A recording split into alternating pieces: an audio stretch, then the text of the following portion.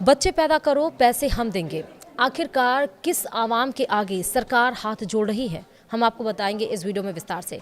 नमस्कार, आप देख रहे हैं न्यूज़ 18 का डिजिटल प्लेटफॉर्म। मैं हूं आपके साथ श्रुति श्रीवास्तव। भारत में जहां बढ़ती हुई जनसंख्या समस्या बनी हुई है, वहीं चीन में जन्म दर घटता चुनौती बनी हुई है।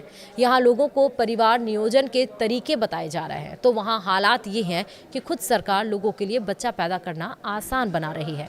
जी हाँ, इस दिशा में बड़ा कदम उठाते हुए चीन ने घोषणा की है कि 2026 तक राष्ट्रीय स्वास्थ्य बीमा के तहत सामान्य प्रसव को लगभग पूरी तरह मुफ्त कर दिया जाएगा।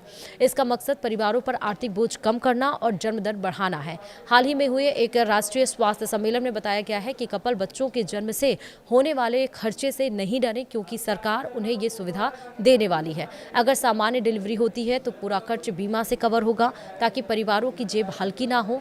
हालांकि यह सुविधा सिर्फ सामान्य सरकारी सेवाओं तक सीमित होगी। महंगे अस्पतालों या बीमा सूची से बाहर की दवाओं और सामान का खर्च इसमें शामिल नहीं होगा। चीन के शानडोंग समेत 7 प्रांतों में यह व्यवस्था पहले से लागू है। शानडोंग के जिनान शहर के एक महिला और बाल अस्पताल की उपाध्यक्ष झाओ चुनमेई ने बताया है कि वहां कर्मचारी मातृत्व बीमा के तहत सामान्य प्रसव पर महिलाओं को 1000 युआन से भी कम खर्च करना पड़ता है।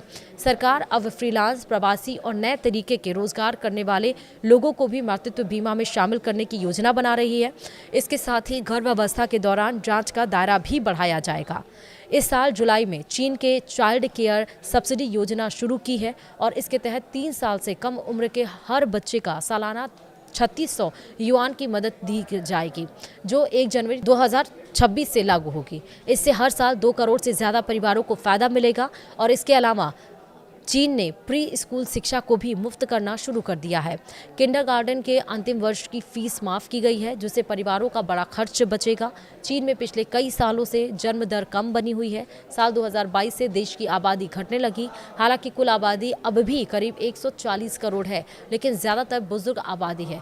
इसी वजह से सरकार लगातार नई नीतियाँ ला रही है। सरकार ने IVF जैसे प्रजनन उपचार और कुछ इलाकों में बिना दर्द वाली डिलीवरी को भी बीमा में शामिल कर लिया है।